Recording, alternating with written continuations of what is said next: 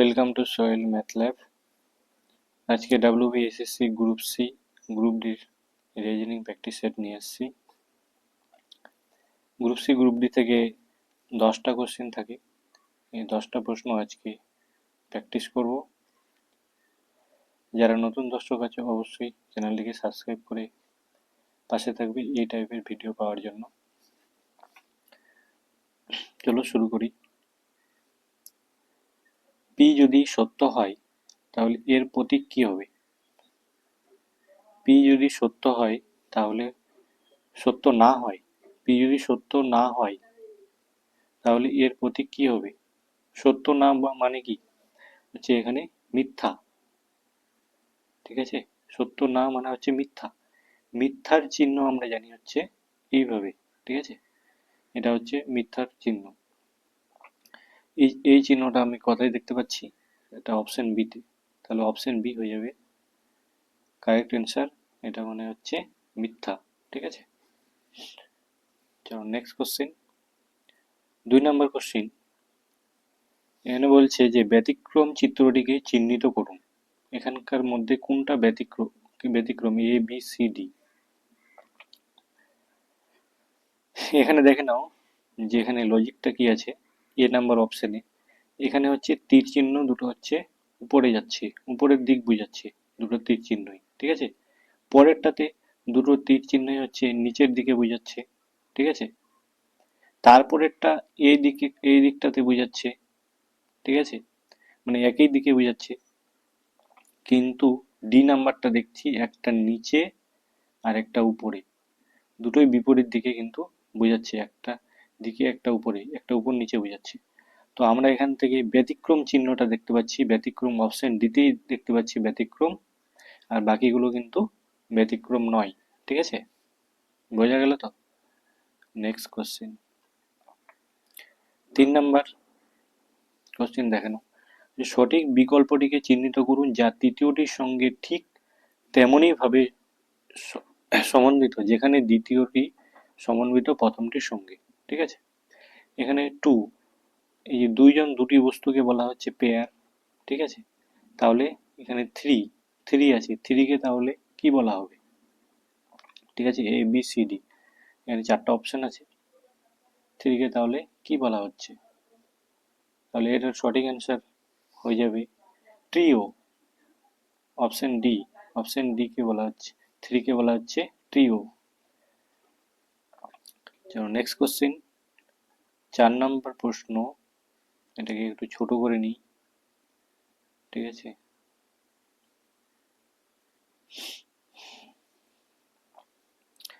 তো এটা দেখে নাও যে কি বলেছে।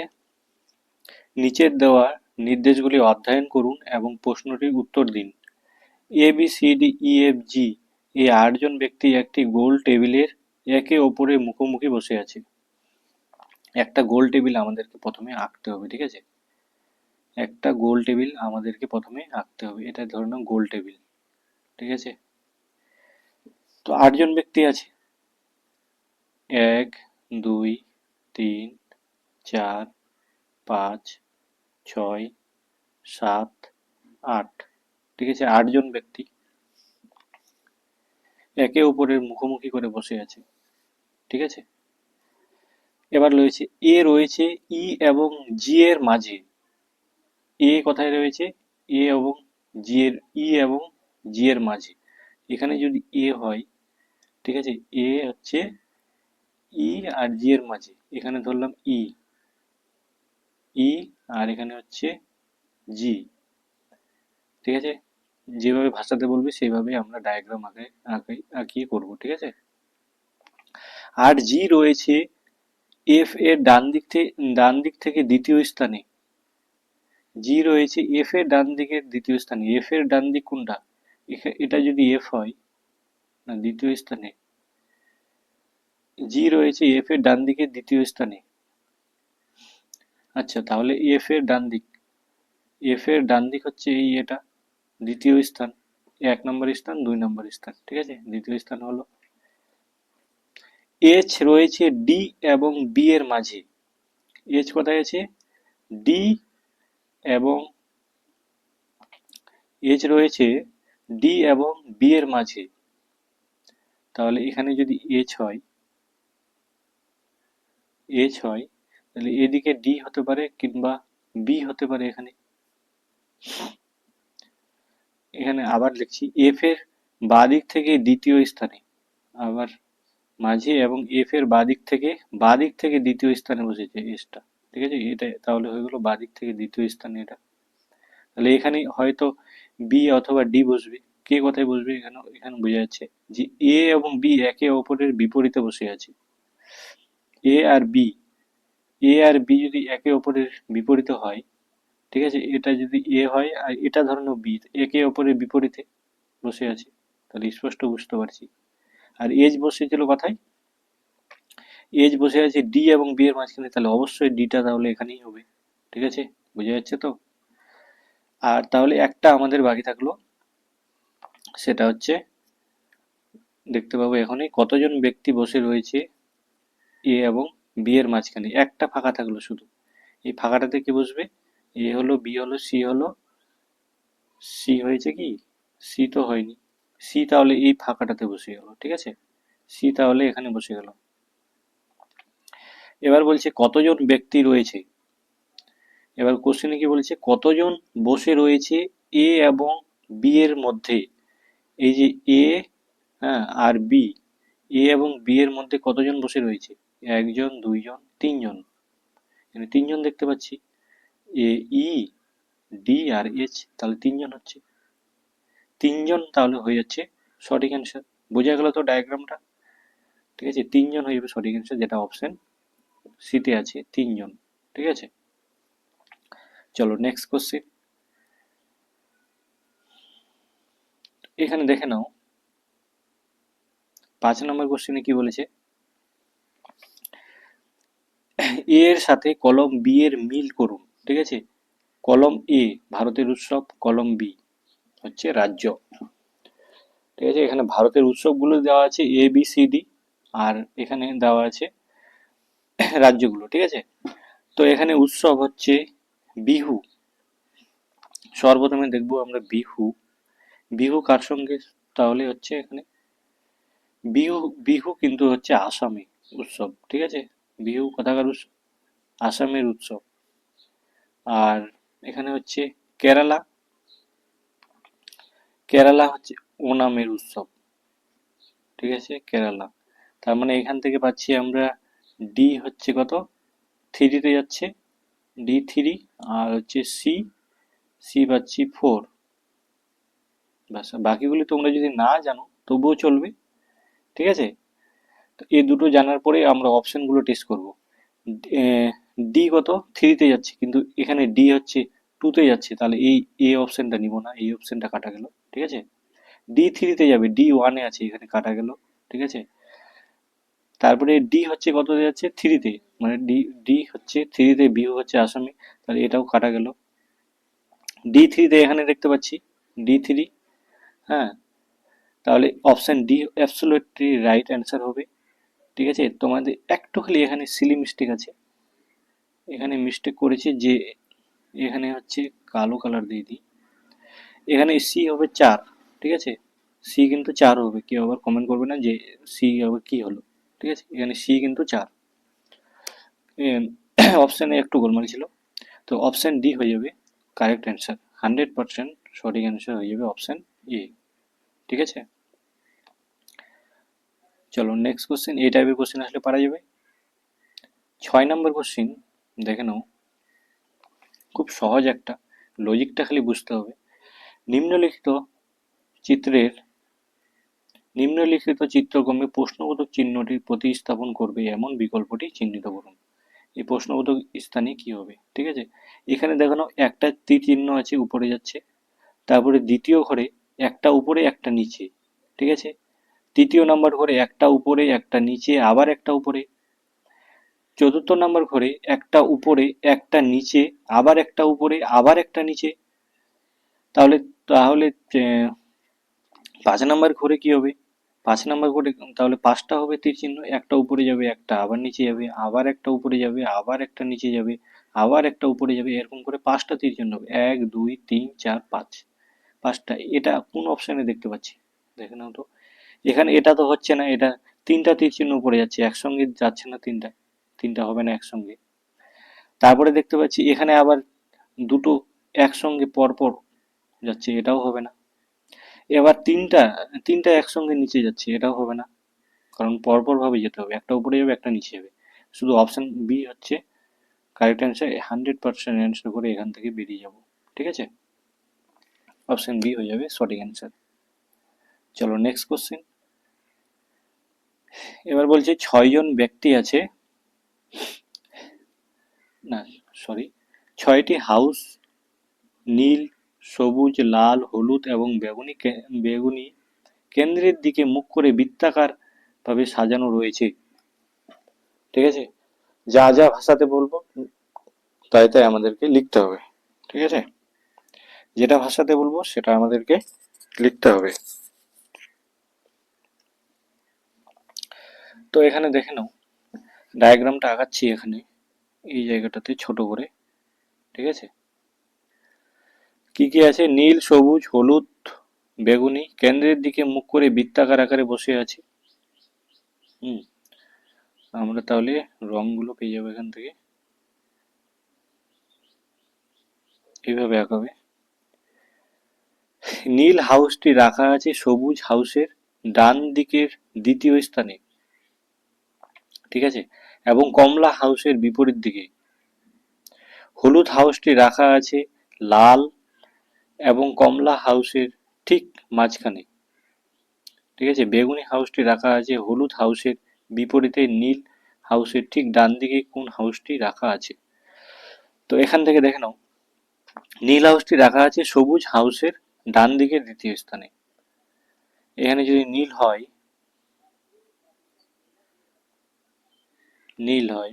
কালার চেঞ্জ করছি, এটা যদি নীল হয়, ঠিক আছে, এবার বলছে যে নীল হাউসটি রাখা আছে সবুজ হাউসের ডান দিকের দ্বিতীয় স্থানে।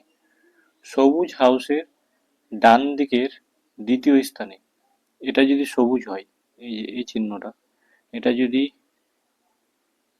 সবুজ হয়, ঠিক আছে, সবুজের ডান দিকের দ্বিতীয় স্থান, এদিক যদি ডান দিক হয়, ডান দিকের দ্বিতীয় স্থানে নীল আছে।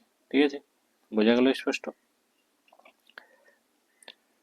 এবার বলছে কমলা হাউসের বিপরীত দিকে। কমলা হাউসটা তাহলে কোথায় হবে, কমলার বিপরীত দিকে হবে, এটা হবে তাহলে কমলা, ক দিলাম। ঠিক আছে, এটা হচ্ছে কমলা হাউসের বিপরীত দিকে। ঠিক আছে, বোঝা যাচ্ছে তো। তারপরে কি বলেছে ভাষাটা, যে হলুদ হাউসটি রাখা আছে লাল এবং কমলা হাউসের ঠিক মাঝখানে।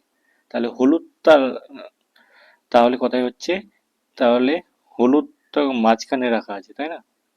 এখানে যদি হয় তাহলে হলুদটা নিশ্চয়ই এখানে হবে, হলুদটা এখানে হবে, হ দিলাম শুধু। ঠিক আছে, লাল তাহলে এখানে হচ্ছে লাল।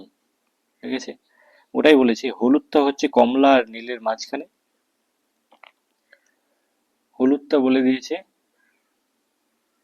এখানে হলুদ হাউসটি রাখা আছে লাল এবং কমলা হাউসের ঠিক মাঝখানে, কমলা আর লালের হাউসের মাঝখানে। ঠিক আছে, লালের মাঝখানে দিয়ে দিলাম। আর বেগুনি হাউসটি রাখা আছে হলুদ হাউসের বিপরীতে। এবার হচ্ছে বেগুনিটা, বেগুনিটা কোথায় হচ্ছে, হলুদ হাউসের বিপরীতে হচ্ছে এই যে এখানে, এখানে হচ্ছে বেগুনি, বেগুনি কালারটা দিয়ে দিই। এটা হচ্ছে বেগুনি, বয়েকার দিলাম। ঠিক আছে, এটা হলো তাহলে বেগুনি। তাহলে কমপ্লিট, ডায়াগ্রাম কমপ্লিট। তাহলে এবার বলছে নিচে নীল হাউসটির ঠিক ডান দিকে কোন হাউসটি রাখা আছে। নীলের ডান দিকে, নীলের ডান দিক কোনটা, এই দিক হচ্ছে ডাউন দিক। ঠিক আছে, নীলের ডান দিকে তাহলে কোন হাউসটি রাখা আছে, এখানে আমরা স্পষ্ট দেখতে পাচ্ছি নীলের ডান দিকে হচ্ছে লাল। ঠিক আছে, নীলের ডান দিকে কি রাখা আছে, লাল, তাহলে লাল হয়ে যাবে আমাদের সঠিক অ্যান্সার, যেটা দেখতে পাচ্ছি অপশন বিতে। ঠিক আছে, এইভাবে ভাষার ম্যাথগুলো, ভাষার রিজনিং গুলো যদি থাকে, তাহলে এইভাবে ডায়াগ্রাম আঁকে আঁকে কিন্তু করতে হবে। গ্রুপ সি গ্রুপ ডিতে কিন্তু থাকবেই এই টাইপের।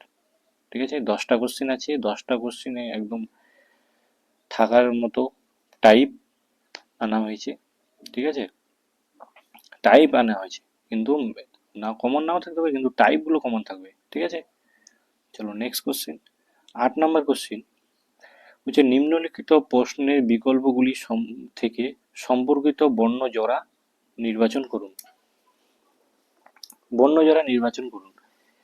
RLDY SMEZ, ঠিক আছে, এর সাথে এ কিভাবে সম্পর্কিত হলো সেটাই আমাদেরকে বের করতে হবে।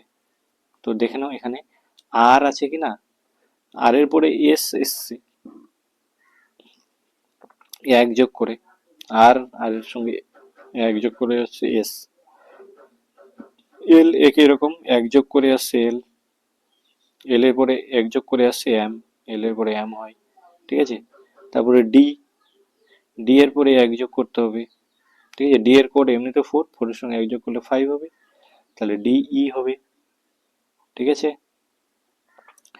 তারপরে কি হচ্ছে ই এর, তারপরে ওয়াই, ঠিক আছে, ওয়াই এর সঙ্গে আবার এক যোগ করে আসছে জেড। ব্যাস এইভাবে এসেছে কোনটা অপশানে, এটা আমরা দেখতে পাবো, ঠিক আছে, যে এক যোগ করে করে পরের পরের লেটারটি এসেছে, এক যোগ করে করে কিন্তু পরের লেটারটা আসবে। এটা কোনটাতে দেখতে পাচ্ছি, সি ডি দেখতে পাচ্ছি, পি কিউ এস টি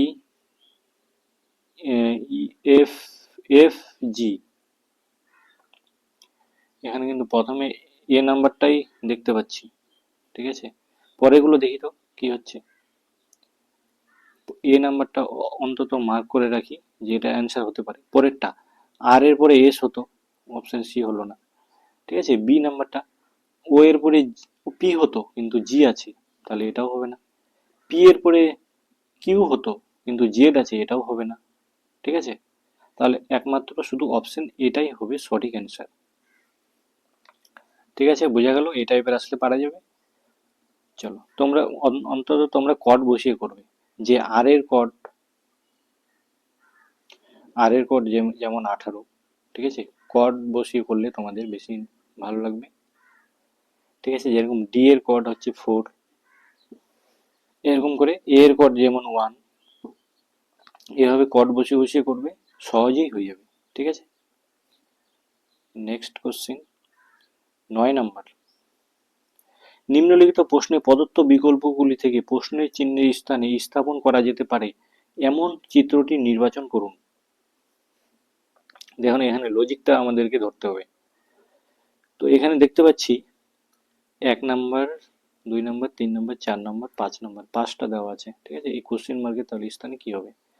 তো এখানে দেখুন এখানে ট্রায়াঙ্গেল আছে, তারপরে এটা সার্কেল আছে, ট্রায়াঙ্গেল সার্কেল। আর এখান থেকে কি হয়েছে ব্যাপারটা, এখান থেকে যে পরের ঘরটাতে যাব, এই সার্কেলটা বাইরে বেরিয়ে গেছে, দেখো তো এই সার্কেলটা এইভাবে বাইরে বেরিয়ে গেল, আবার একটা নতুন চিত্র আসলো যেটা বর্গক্ষেত্র, ঠিক আছে, এটা এসছে। আবার এই যে মাছ ভিতরের যে চিহ্নটা আছে বর্গক্ষেত্রটা, এটা বাইরে বেরিয়ে গেছে, দেখো তো এটা বাইরে বেরিয়ে গেছে না, এইভাবে। তারপরে একটা আবার বর্গক্ষেত্র আসলো, ঠিক আছে, আবার একটা চিহ্ন আসলো, এটা আবার বাইরে বেরিয়ে যাবে, এই বর্গক্ষেত্রটা, বর্গক্ষেত্রটা বাইরে বেরিয়ে গেল, আবার মাঝখানে একটা নতুন চিহ্ন আসলো, সেটা হচ্ছে আয়তক্ষেত্র। এই আয়তক্ষেত্রটা পরেরটাতে আবার বেরিয়ে যাবে এইভাবে, কালার চেঞ্জ করছি, আবার বেরিয়ে যাবে এইভাবে, ঠিক আছে, বর্গক্ষেত্রটা বেরিয়ে যাবে এইভাবে, কিন্তু এবার হচ্ছে নতুন চিহ্ন আসবে।